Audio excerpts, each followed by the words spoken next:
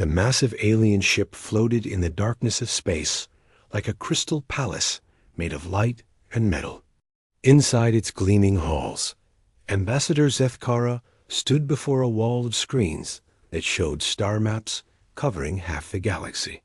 His blue-scaled hands moved across holographic controls as he reviewed the morning's diplomatic messages. Most were routine trade disputes or minor territorial agreements between the established powers of the Galactic Council. Then something unusual appeared.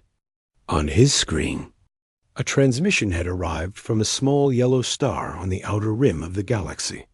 The system was barely noted in their records, marked only as having a single inhabited world called Earth. Zethkara had never heard of this place before. He opened the message with mild curiosity. A face that appeared on his screen belonged to a human male with short brown hair and serious eyes. The being wore what looked like a military uniform of dark blue fabric with metal symbols on the collar. Behind him, Zethkara could see a ship's bridge with other humans working at various stations. "Greetings to the Galactic Council," the human said in accented but clear Galactic Standard language. "I am Captain Jake Morrison of the Earth Defense Fleet vessel New Horizon. We represent the human species and our home world of Earth. We have recently developed faster-than-light travel and wish to establish peaceful relations with the galactic community." Zethkara found himself somewhat impressed. Most new species took decades to learn proper diplomatic protocol, but this Captain Morrison spoke with confidence and respect. The human continued his message. "As a gesture of good faith, we are transmitting technical specifications of some of our defensive technologies. We hope this information will demonstrate our peaceful intentions and our potential value as trading partners and allies." The transmission ended with the human giving a slight bow. Immediately, data files began streaming into the ship's computers. Zethkara forwarded the entire message to the Council's military and scientific advisors, then went about his other duties. New species contacted them regularly, and most proved to be of little importance to galactic affairs. 3 hours later, Dr. Lyra Voss stormed into his office. The hegemony scientist was known throughout the Council for her expertise in weapons technology and her complete lack of patience for inefficiency. Her pale green skin showed the stress patterns that indicated extreme agitation. "Ambassador, have you reviewed the technical data from these humans?" she demanded without any greeting. "I forwarded it to your department for analysis," Zethkara replied calmly. "Is there a problem with their technology?" Dr. Voss activated a holographic display above his desk.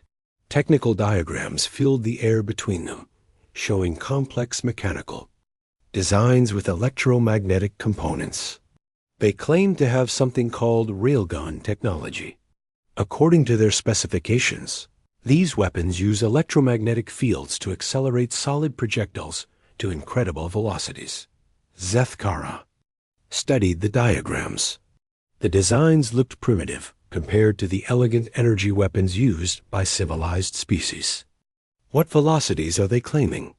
30% of light speed, Dr. Voss said with obvious disbelief. "They show test results of tungsten rods hitting targets with kinetic energy equivalent to nuclear weapons." "Ambassador, this is clearly impossible." Before Zethkara could respond, General Korath entered the office. The massive warrior stood nearly 3 meters tall, his armored exoskeleton gleaming with the honors of 100 battles.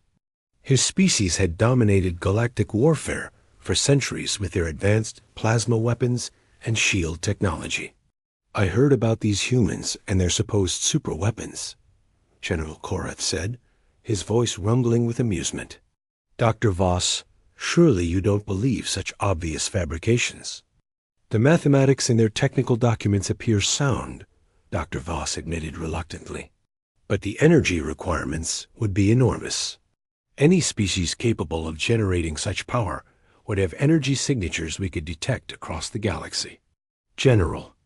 Korath activated his own display, showing sensor readings from the human star system. Their energy output is minimal. These beings barely have fusion technology. They expect us to believe they've weaponized electromagnetic acceleration while still burning chemical fuels for some of their industries. The inconsistency is obvious, Dr. Voss agreed. No species develops such advanced weapons while maintaining such primitive infrastructure. They're either lying about their capabilities or showing us theoretical designs they cannot actually build. Zethkara considered both opinions. His long experience in diplomacy had taught him to be cautious about dismissing new species too quickly, but the evidence seemed clear. What do you recommend? Classify them as a minor spacefaring species, General Korath said immediately. Assign them to the lowest diplomatic tier. If they want to trade, they can apply through standard channels like any other primitive world. Dr. Voss nodded in agreement. I'll file a report noting that their claimed weapons technology is scientifically implausible. The Council should be aware that these humans may be attempting to inflate their importance with false technical claims. That afternoon, the Galactic Council convened in their great chamber. Representatives from dozens of species sat in floating chairs arranged in concentric circles around a central holographic display. Chancellor Nexus of the Aquarian Federation called the session to order with her melodious voice. We have received first contact from a new species calling themselves humans, she announced. Ambassador Zethkara will present their request. Zethkara activated the display, showing Captain Morrison's message to the assembled council. As the human spoke about peaceful relations and mutual cooperation, several representatives exchanged amused glances. When the captain mentioned humanity's defensive capabilities, quiet laughter rippled through the chamber. The humans have submitted technical data claiming advanced kinetic weapons, Zethkara reported. However, our experts have determined these claims to be greatly exaggerated or entirely fictional. Chancellor Nexus nodded gracefully. Dr. Voss, please present your analysis. The scientist's hologram appeared in the center of the chamber. The humans claim to possess railgun technology capable of accelerating projectiles to relativistic velocities. This is scientifically impossible for a species at their development level. The energy requirements alone would necessitate power generation capabilities they clearly do not possess. Furthermore, General Korath's image joined the display. Their military requests suggest they believe such primitive kinetic weapons could be relevant in modern warfare. Any species still relying on solid projectiles rather than energy weapons is centuries behind current military doctrine. The vote was unanimous. Humanity would be classified as a minor species and assigned to the standard development track for primitive civilizations. Their requests for military cooperation and defense treaties were politely declined. Earth would be permitted to establish limited trade relationships and could apply for full council membership after demonstrating significant technological advancement. Meanwhile, 97 light-years away, Admiral Lisa Carter sat in her office, overlooking the construction yards of Luna Station. Through the transparent aluminum windows, she could see the final assembly of humanity's newest railgun platform. The EarthGuard station would be the most powerful electromagnetic launcher ever constructed, capable of accelerating tungsten rods to 40% of light speed. Her aide, Commander Beth Taylor, entered with a datapad containing the Galactic Council's response to their diplomatic overture. Admiral Carter read the message twice, her expression growing more concerned with each word. "They don't believe us," she said finally. "About our peaceful intentions?" Commander Taylor asked. "About our railguns?" Admiral Carter stood and walked to the window, watching technicians install the massive superconducting coils that would generate the electromagnetic fields. "They think we're lying about our capabilities." Commander Taylor reviewed the message again. "Should we send more detailed technical specifications? Perhaps a demonstration video?" Admiral Carter shook her head slowly. Beth, in my experience, there's something more dangerous than an enemy who knows your strength.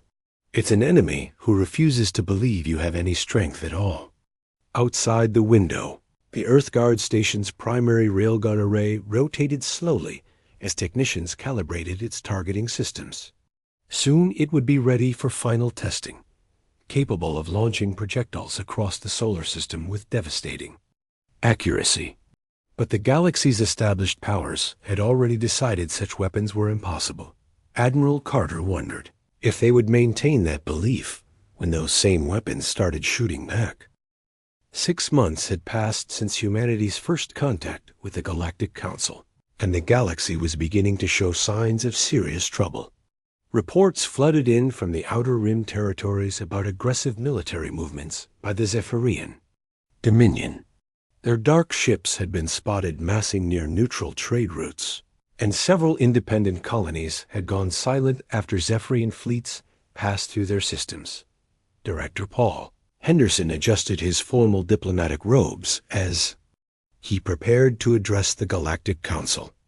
As Earth's chief ambassador, he had spent months trying to establish meaningful relationships with the various alien powers. Most treated him politely, but with obvious condescension, viewing humanity as another primitive species that would need centuries to become relevant to galactic affairs. The council chamber buzzed with nervous energy as representatives from dozens of worlds discussed the growing Zephyrian threat. Chancellor Nexus called the session to order, her usual melodious voice carrying undertones of concern. Fellow representatives, we face a serious challenge to galactic stability, she announced. The Zephyrian Dominion has rejected our diplomatic overtures and continues expanding into disputed territories. General Korath will brief us on the military situation. The massive warrior's hologram appeared in the center of the chamber. Behind him, tactical displays showed the positions of various fleets across several star systems. Red markers indicated Zephyrian forces, which seemed to be everywhere at once. The Dominion has deployed over 300 warships along the Centauri trade routes, General Korath reported. Their plasma weaponry gives them significant advantages in ship-to-ship combat, and their energy shields can deflect most conventional attacks. Current Council forces in the region are insufficient to counter this threat. Murmurs of alarm spread through the chamber. The Centauri routes carried nearly 30% of all galactic trade. If the Zephyrians controlled those shipping lanes, they could strangle the economy of half the galaxy. Director Henderson stood and requested permission to speak. Chancellor Nexus nodded, though her expression suggested she expected little of value from the human representative. Honored Council members, Earth would like to offer military assistance in dealing with this crisis, Henderson said. Our defense fleets are ready to deploy immediately to support any coalition force. Several representatives exchanged amused glances. The hegemony's ambassador actually chuckled out loud. General Korath's expression remained professionally neutral, but Henderson could see the dismissal in his eyes. Ambassador Henderson, we appreciate humanity's eagerness to contribute, Chancellor Nexus replied diplomatically. However, this situation requires advanced military capabilities. Perhaps Earth could assist with supply logistics or refugee support.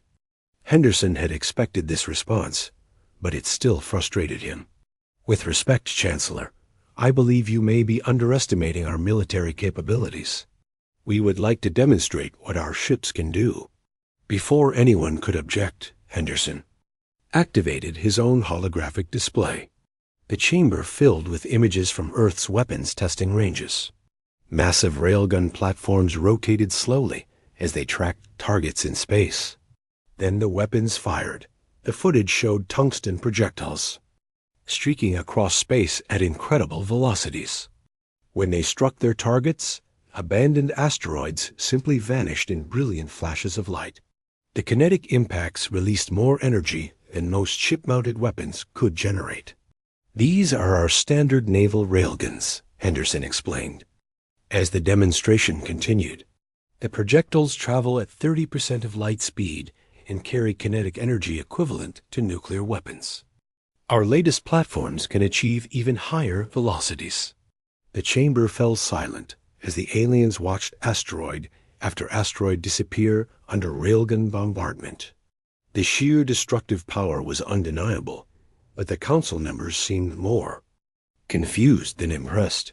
Chancellor Nexus was the first to speak. Ambassador, this footage appears to show kinetic weapons of unusual power.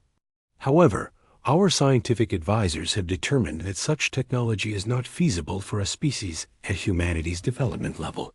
The energy requirements would be enormous, added Dr. Lyra Voss, whose hologram appeared beside the tactical displays. These images must be computer simulations or theoretical projections. No civilization can generate the power needed for such weapons while maintaining such primitive industrial infrastructure. Henderson felt his patience wearing thin. Dr. Voss, I assure you these are real weapons tests. Our scientists have solved the energy generation problems through advanced fusion reactors and superconducting magnetic systems. Impossible, General Korath declared flatly. Energy weapons represent the pinnacle of military technology. Kinetic projectiles are relics of a primitive past. No modern shield system would be vulnerable to simple metal rods, regardless of their velocity. The Aquarian representative, Commander Thale, activated his own display showing standard galactic shield technology. Our defensive systems are specifically designed to deflect high-energy attacks. The electromagnetic barriers that stop plasma bolts and particle beams would easily deflect any solid projectile. Henderson realized he was fighting against centuries of military doctrine that had convinced these species that energy weapons were the only viable option for space combat. Commander Thale, our testing shows that kinetic projectiles behave very differently than energy weapons when striking defensive barriers. Ambassador Henderson, Chancellor Nexus interrupted gently, we understand that developing civilizations often create impressive theoretical weapons. However, practical military experience has shown us what works in real combat. We thank Earth for its offer, but this crisis requires proven technology. The vote was swift and predictable. Humanity's offer of military assistance was declined. The Council authorized the deployment of additional plasma-armed fleets to the threatened regions and began negotiations with several mercenary organizations that specialized in energy weapon systems. As the session ended, Henderson gathered his materials with growing anger. These aliens were so convinced of their technological superiority that they refused to even consider alternatives. He wondered how many would die because of their arrogance. Back on Earth, Dr. Helen Murphy reviewed the Council's response in her laboratory beneath the Rocky Mountains. Banks of quantum computers hummed around her as they ran final calculations for humanity's next generation of railgun technology. Her team had just solved the magnetic containment problems that would allow projectile velocities of up to 50% light speed. They still don't believe us, her assistant, Dr. Kevin Shaw, said as he read the diplomatic reports. Their loss, Dr. Murphy replied, adjusting parameters on a holographic model of electromagnetic field interactions. The physics don't lie, even if politicians do. On the other side of the laboratory, Colonel Ryan Brooks supervised the installation of new targeting computers for the EarthGuard station. The massive orbital platform was nearly complete, its primary railgun capable of accelerating tungsten rods to 40% of light speed with pinpoint accuracy across interplanetary distances. Ma'am, we just received authorization for fleet deployment, Colonel Brooks reported. Admiral Carter wants all railgun-equipped ships ready for immediate departure. Dr. Murphy looked up from her calculations. Where are we going? The Centauri trade routes, Brooks replied. The Zephyrians just attacked a refugee convoy. 3,000 civilians dead, including humans from the mining colonies. And the Galactic Council? Colonel Brooks checked his orders again. They've ordered all non-council ships to stay out of the combat zone. Admiral Carter's response was not suitable for diplomatic channels. Dr. Murphy smiled grimly. I imagine not. How many ships are we sending? 12 cruisers, 4 destroyers, and the new dreadnought Thunderstrike under Captain Nick Rodriguez. Each ship carries the latest railgun arrays we've developed. Across the solar system, humanity's warships prepared for departure. The crews knew they were disobeying direct orders from the galactic government, but they also knew that innocent people were dying while the Council debated tactics with energy weapons that had already proven ineffective against Zephyrian shields. Captain Jake Morrison stood on the bridge of his upgraded cruiser New Horizon, watching Earth shrink behind them as they jumped to hyperspace. His ship now carried 6 railgun turrets, capable of firing tungsten projectiles at 28% of light speed. The weapons had been tested extensively, but they had never been used in actual combat. Sir, we're receiving transmissions from Galactic Council forces ordering us to return to Earth space, his communications officer reported. Morrison considered the message for a moment. Somewhere ahead of them, Zephyrian ships were destroying everything in their path, while Council forces struggled ineffectively with their energy weapons. Meanwhile, the galaxy's leaders refused to believe that humanity possessed anything useful to contribute to the fight. Send a reply, Morrison ordered. Tell them we'll return to Earth space after we've dealt with the Zephyrian problem. His tactical officer looked up from her displays. Sir, what if they try to stop us? Morrison smiled coldly. Lieutenant, they don't think our weapons work. They're not going to risk their ships trying to stop weapons they believe are fake. The human fleet jumped deeper into hyperspace. Wraith Zephyrian war fleet moved through space like a swarm of metal insects, their dark hulls reflecting the distant stars. Admiral Thakmer stood on the bridge of his flagship Void Crusher, watching tactical displays that showed the complete collapse of Galactic Council resistance in the Centauri sector. His plasma cannons had torn through 3 defensive fleets in as many days, and his energy shields had deflected every counterattack the Council forces could manage. Admiral, we are approaching the refugee convoy, his tactical officer reported. 17 civilian transports with minimal escort. Thakmer studied the sensor readings with satisfaction. The convoy carried families fleeing from the outer colonies. Exactly the kind of target that would spread fear throughout the galaxy. Once word spread that even refugees were not safe from Zephyrian power, entire systems would surrender rather than face his fleets. Destroy the escort ships first, he ordered. Let the civilians watch their protectors die before we finish them. The Zephyrian ships opened fire with their characteristic purple plasma bolts.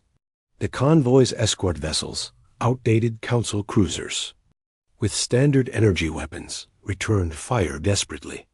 Their shots struck the Zephyrian shields and scattered harmlessly into space. Within minutes, all 6 escort ships were burning wrecks. Thakmer was preparing to order the destruction of the helpless transports when his sensor officer called out in alarm. Admiral, new contacts dropping out of hyperspace. Unknown ship configurations. On the main display, 12 vessels appeared in perfect formation. They were smaller than most Council warships, but moved with precision that suggested advanced technology. Their hulls were a strange gray-white color that reflected sensor beams in unusual patterns. Identification? Thakmer demanded. There. Transmitting on standard diplomatic frequencies, his communications officer reported. They claimed to be human vessels from the Earth Defense Fleet. Thakmer laughed, a harsh sound that echoed through his bridge. Humans? Those primitive beings barely have space travel. What do they think they can accomplish here?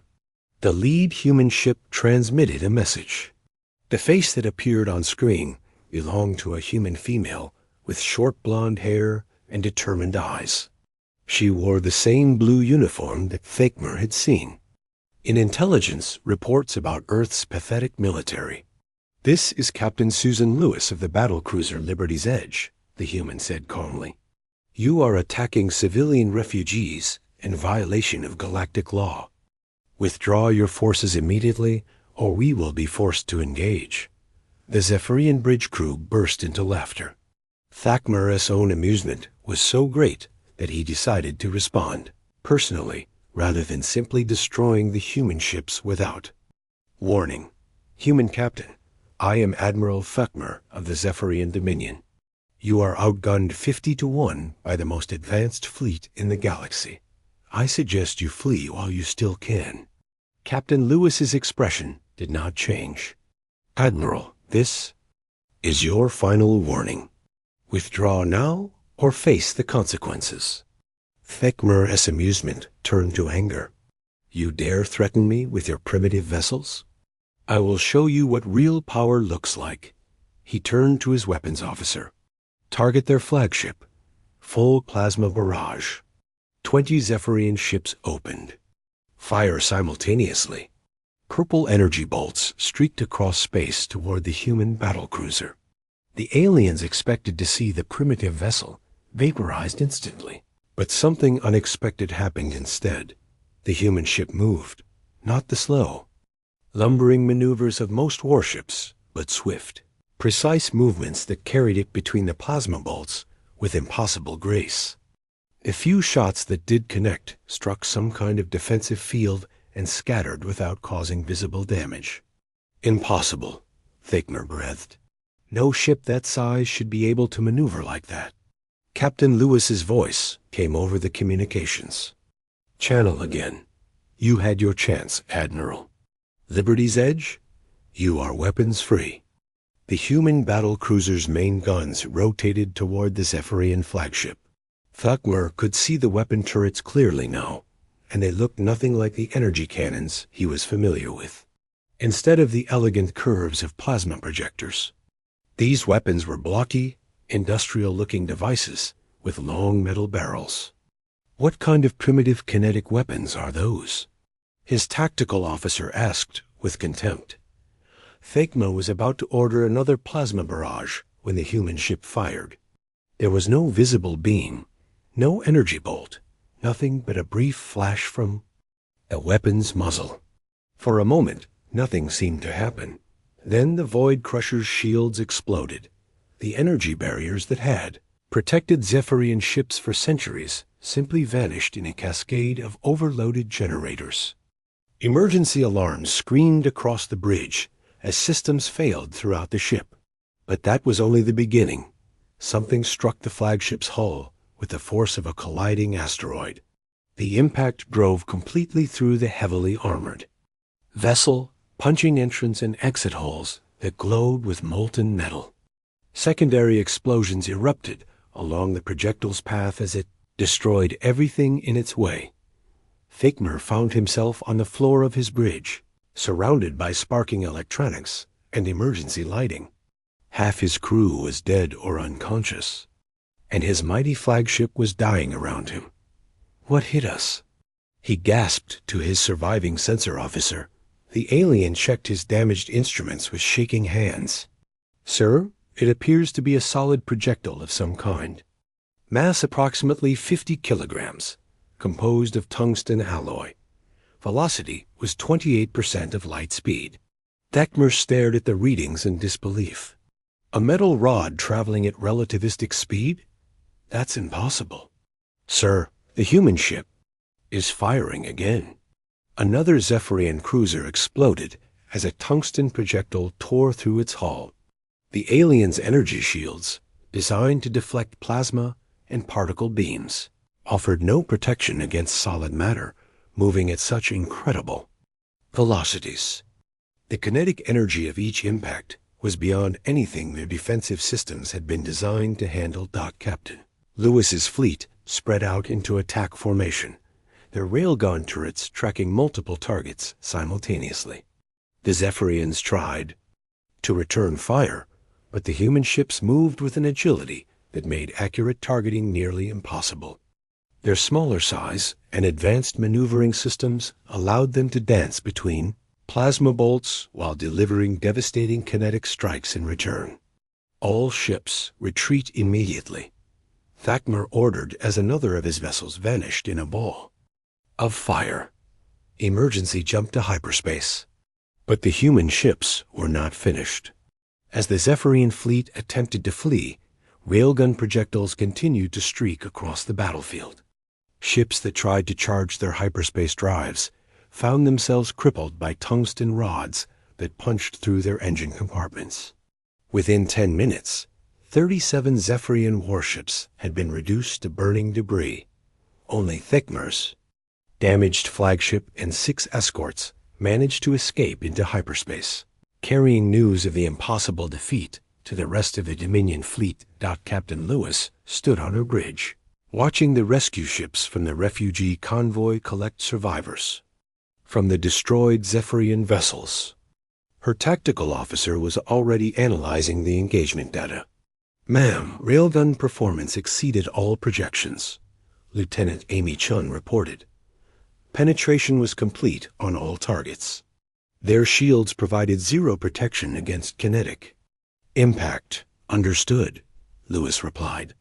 "Transmit full battle data to Admiral Carter and Fleet Command. They need to know how effective our weapons are against alien defensive systems." In the debris field that had once been a Zephyrian battle group, human salvage teams worked to recover alien technology for analysis. Dr. Emma Walsh, the fleet's chief scientist, examined wreckage from the Void Crusher with growing amazement. "Their armor is incredibly sophisticated," she reported to Captain Lewis. "Multiple layers of crystalline matrix designed to dissipate energy weapon impacts. But that same design amplifies kinetic damage. The harder the armor, the more catastrophic our railgun strikes become." Lewis nodded grimly. "The galaxy has spent centuries perfecting defenses against energy weapons. They never considered that someone might return to kinetic projectiles." Across the galaxy, news of the battle spread like wildfire. The Galactic Council received confused reports from survivors claiming that primitive human kinetic weapons had destroyed an entire Zephyrian fleet. Most dismissed these accounts as combat stress or equipment malfunction. But in the secret chambers, where military planners studied tactical reports, a few aliens began to wonder if they had made a terrible mistake. The humans they had dismissed as irrelevant primitives had just accomplished what the Council's best fleets could not manage. Admiral Carter received the battle reports in her command center on Luna Station. As she read Captain Lewis's detailed analysis of Zephyrian defensive capabilities, a cold smile spread across her face. "Commander Taylor, authorize immediate deployment of the Thunderstrike battle group," she ordered. "Captain Rodriguez has been waiting for field testing of his new railgun systems." The galaxy was about to learn that humanity's weapons were not theoretical demonstrations or computer simulations. They were the products of centuries of electromagnetic research, materials science, and industrial development that had taken a completely different path from the energy-based technologies that dominated galactic warfare. The Zephyrian Dominion had awakened something they did not.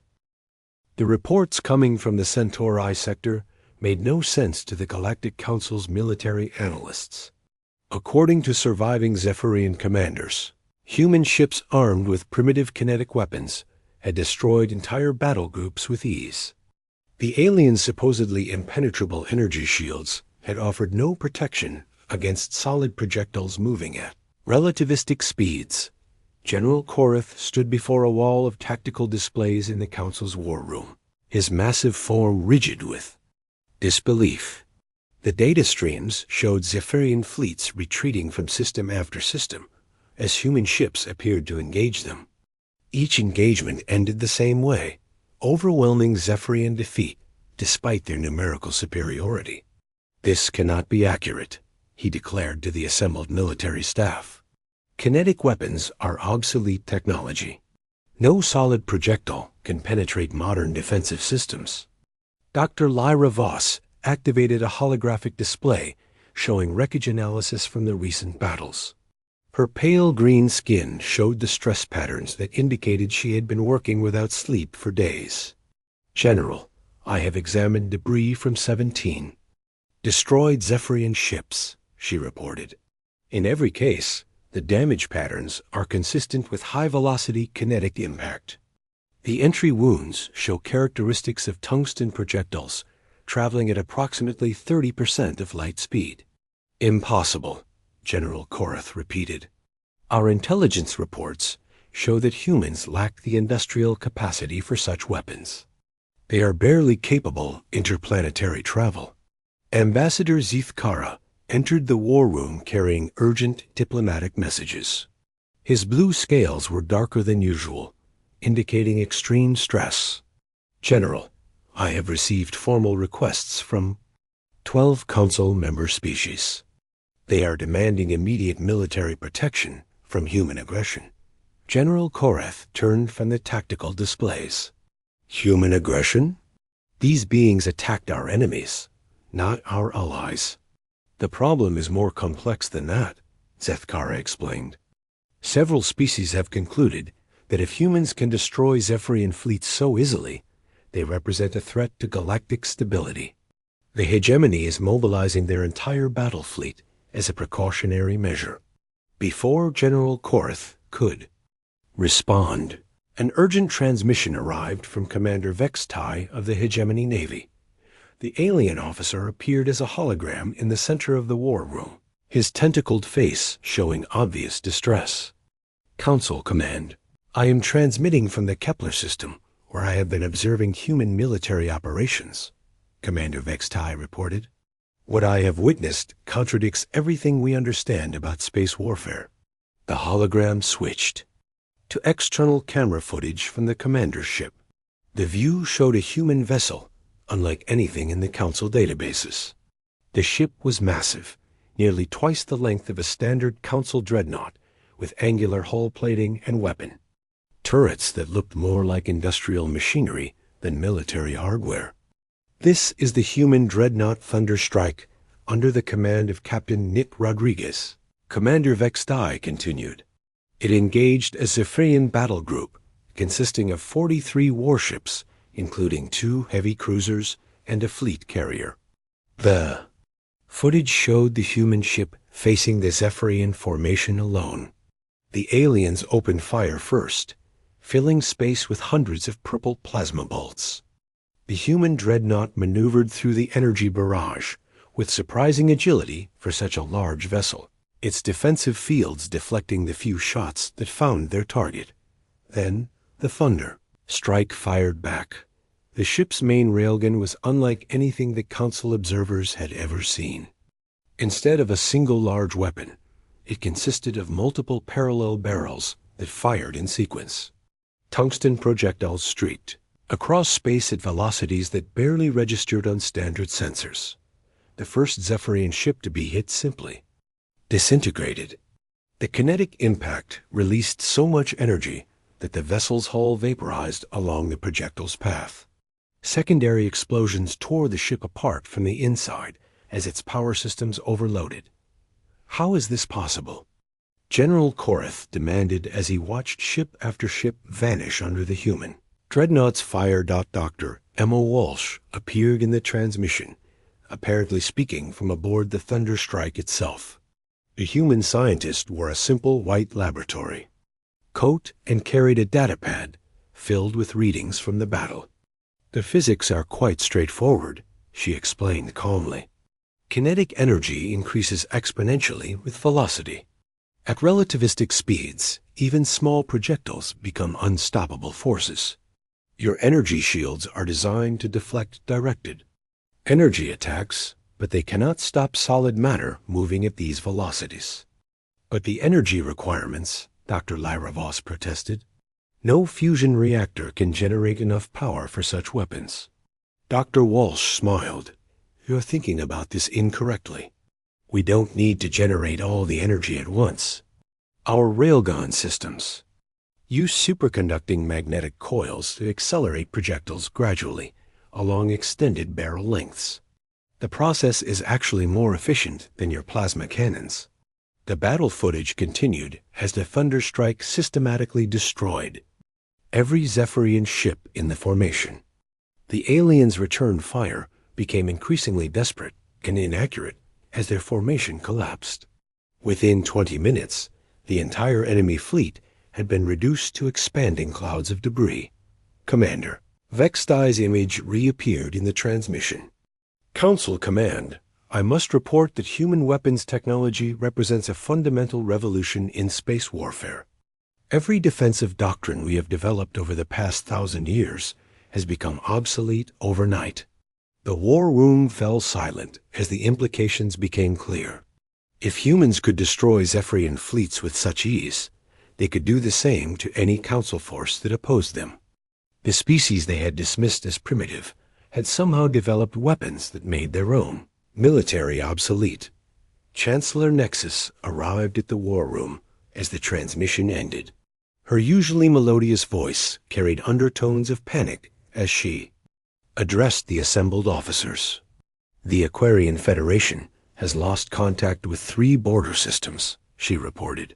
The last communications indicated that human ships were demanding the surrender of all Zephyrian forces in the region. Are the humans attacking our territory? General Korath asked. No, Chancellor Nexus replied. They appear to be systematically hunting down Zephyrian fleets throughout the galaxy. But several member species are demanding that we take action before the humans decide we are also enemies. Dr. Kevin Murphy materialized as a hologram beside his colleague. Dr. Walsh, the human scientist, had apparently been monitoring Council communications from his laboratory on Earth. Chancellor Nexus, if I may address the Council's concerns, he said politely. Humanity has no hostile intentions toward Council member species. We are simply dealing with the Zephyrian threat that your forces have been unable to contain. Dr. Murphy, your weapons violate every principle of civilized warfare, Dr. Lyra Voss protested. Kinetic weapons cause excessive collateral damage and cannot be precisely controlled like energy beams. Actually, our railguns are far more precise than your plasma cannons, Dr. Murphy replied. We can calculate projectile trajectories with mathematical certainty. Energy weapons scatter and lose focus over interstellar distances, but our tungsten rods follow predictable ballistic paths. General Korath stepped forward, his massive form dominating the holographic display. Human scientist, your species may have achieved temporary tactical advantages, but superior numbers will ultimately prevail. The Zephyrian Dominion commands over 2,000 warships. Had, Dr. Murphy corrected gently. As of this morning, Zephyrian fleet strength has been reduced to approximately 400 operational vessels. Captain Rodriguez's battle group destroyed 3 major formations yesterday, and Captain Lewis's cruiser squadron eliminated 2 more this morning. The council officers exchanged stunned glances.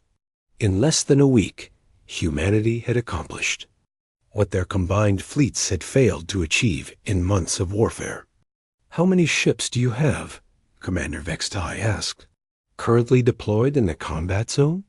37 vessels of various classes, Dr. Murphy replied. But our shipyards are working around the clock to produce additional railgun-equipped vessels. Ambassador Zithkara found his voice. 37 ships have reduced the Zephyrian Dominion from 2,000 vessels to 400 in 1 week? Correct, Dr. Murphy confirmed. Admiral Carter estimates that organized Zephyrian resistance will collapse within another 10 days at current rates of attrition. The war room fell silent again as the aliens struggled to comprehend what they were hearing. The species they had, classified as minor primitives, had single-handedly turned the tide of a galactic war using weapons the Council had dismissed as impossible. Chancellor Nexus was the first to speak. Dr. Murphy, the Council would like to discuss establishing formal military cooperation between our forces and yours. I will pass your request to Admiral Carter, Dr. Murphy replied diplomatically. However, I should mention that several Council member species have recently declared human vessels unwelcome in their territory. This has complicated our pursuit of fleeing Zephyrian forces. General Korath realized the implications immediately. You're saying we've been protecting our enemies from your retaliation? In some cases, yes, Dr. Murphy admitted. But we respect Council sovereignty. We will not pursue Zephyrian ships into systems where we are not welcome. The transmission ended, leaving the Council leadership to see the Galactic Council's emergency session was unlike any in recorded history. Representatives from every major species sat in tense silence as they waited for the final reports from the Zephyrian conflict. After 3 weeks of human military operations, the once mighty Dominion had been reduced to scattered refugee fleets hiding in the galaxy's most remote systems. Chancellor Nexus stood at the center of the great chamber, her usual graceful composure replaced by obvious anxiety.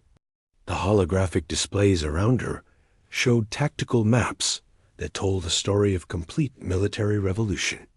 Red markers that had once indicated Zephyrian positions had vanished one by one until only a handful remained in deep space. Fellow representatives, she began, her melodious voice carrying across the chamber, we must address the new reality that confronts our civilization. The Zephyrian Dominion has formally surrendered to human forces and requested asylum for their surviving populations. Murmurs of amazement rippled through the assembled aliens. 3 weeks earlier, the Zephyrians had been the galaxy's most feared military power. Now they were defeated refugees begging for protection. Ambassador Zithkara activated the central display, showing an image of Admiral Lisa Carter standing on the bridge of her flagship. The human officer wore her simple blue uniform with the same quiet confidence she had displayed when the galaxy first dismissed her species as irrelevant. Admiral Carter has agreed to address the Council regarding the post-war situation. Zethkara announced that the human admiral's image looked out at the assembled representatives with calm professionalism. Honored Council members, I want to begin by expressing humanity's desire for peaceful relations with all galactic civilizations. The destruction of Zephyrian military forces was necessary to protect innocent lives, but we take no pleasure in the devastation that war always brings. General Korath, his massive form still impressive despite recent events, stood to address the human commander.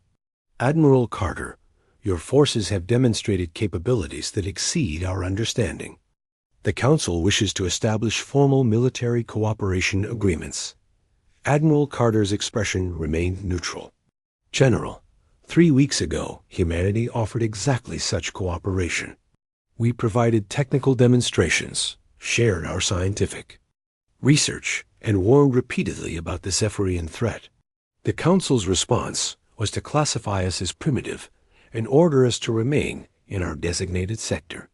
The chamber fell silent as the aliens were forced to confront their own recent history. Chancellor Nexus finally found her voice. Admiral, we acknowledge that the Council made serious errors in judgment regarding human capabilities. We hope you will allow us to correct those mistakes. The correction has already begun, Admiral Carter replied. 17 Council member species have formally requested defensive partnerships with Earth. 23 others have opened full diplomatic relations and trade agreements. The galaxy is adapting to new realities, whether the Council approves or not. Dr. Lyra Voss materialized as a hologram beside the tactical displays. The alien scientist had spent weeks analyzing human railgun technology, and her findings had shattered everything she thought she knew about weapons development.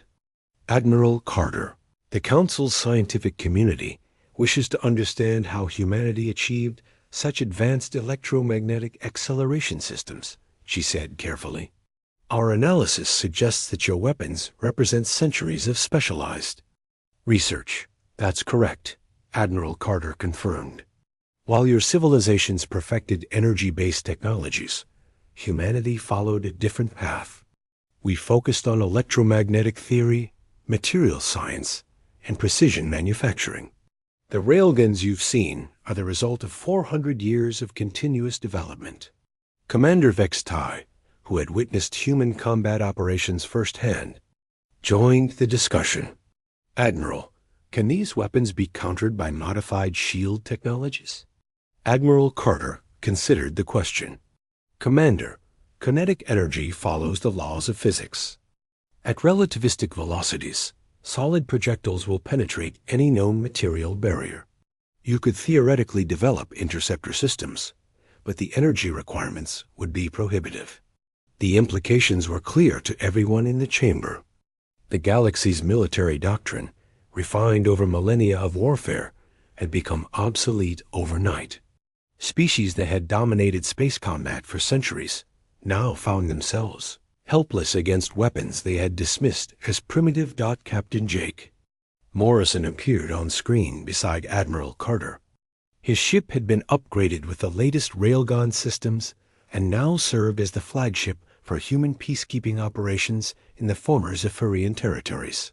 Council members, we've received formal surrender from the last Zephyrian battle groups, he reported. Admiral Thakmer has agreed to stand trial for war crimes in exchange for safe passage for his surviving personnel. Ambassador Zethkarer leaned forward with interest. Captain Morrison, how many Zephyrian ships remain operational? 47 vessels of various classes, Morrison replied. Most are severely damaged and seeking refuge in neutral systems. The Dominion's military power has been completely eliminated. The statistics were staggering. In less than a month, humanity had reduced a fleet of over 2,000 warships to fewer than 50 damaged survivors. The most feared military force in the galaxy had been swept away by weapons the Council had refused to take seriously. Dr. Kevin Murphy joined the transmission from his laboratory on Earth. Banks of quantum computers hummed behind him as his team worked on the next generation of human military technology. Council representatives, I want to address concerns about technology transfer, he said. Several species have requested access to railgun designs, but the manufacturing requirements are more complex than most realize. Chancellor Nexus nodded eagerly. Dr. Murphy, the Aquarian Federation would be honored to collaborate on such advanced weapon systems. The challenge isn't just the weapons themselves, Dr. Murphy explained patiently. Railgun technology requires specific industrial infrastructure that takes decades to develop. You need advanced metallurgy for the projectiles, superconducting materials for the magnetic coils, and fusion reactors powerful enough to provide the necessary energy. But surely with Council resources, we could accelerate the development process. General Korath suggested. Dr. Murphy shook his head. General, this isn't about resources. It's about fundamental scientific understanding. Your civilizations spent centuries perfecting energy weapons while humanity focused on electromagnetic acceleration. The knowledge gap cannot be bridged quickly. Colonel Ryan Brooks appeared on screen from the EarthGuard station, where massive railgun platforms now protected not just Earth, but several allied systems. The Council should also understand that railgun technology requires complete changes in ship design, crew training, and tactical doctrine. You can't simply mount our weapons on your existing vessels. The aliens began to realize the full scope of their predicament. They faced enemies they could not defeat with weapons they could not replicate using technology they did not understand. The species they had dismissed as primitive had become the galaxy's dominant military power almost by accident. Admiral Carter addressed the chamber one final time. Council members, humanity never sought galactic leadership. We offered friendship and cooperation, which you declined. We warned about the Zephyrian threat, which you ignored. We demonstrated our capabilities, which you dismissed as impossible. Now circumstances have forced us into a position we never wanted, she continued. But we will not abandon the responsibilities that come with power. Human fleets will continue, protecting the trade routes and defending innocent populations from aggression. Chancellor Nexus stood with obvious difficulty. Admiral Carter, does this mean humanity is assuming control of galactic military operations? It means humanity is accepting reality, Admiral Carter replied. Our weapons work. Yours don't. Until that changes, we will do what must be done to maintain peace and protect the innocent. The session ended with the Council formally recognizing Earth's military supremacy and requesting continued protection. Species that had once patronized humanity now competed desperately for favorable relationships with the new galactic power dot in the months that followed. Human shipyards worked around the clock to produce railgun-equipped vessels for the growing fleet. Earth's factories became the galaxy's most important industrial centers as alien species traded desperately needed resources for any human technology they could obtain. Lieutenant Amy Lewis stood on the bridge of her new cruiser, watching alien ships attempt to escort a human vessel through a dangerous sector. Her father's generation had been ignored and dismissed by these same species. Now they begged for human protection. Ma'am, we're receiving transmission from the Hegemony Escort. Commander, her communications officer reported. He's requesting permission to adjust his formation to better support our railgun targeting solutions. Amy smiled at the irony. Tell him his cooperation is appreciated, Lieutenant, and remind him that our tungsten rods have a maximum effective range of 12 light minutes, so he doesn't need to stay quite so close. Outside her viewports, the galaxy continued its reluctant adaptation to human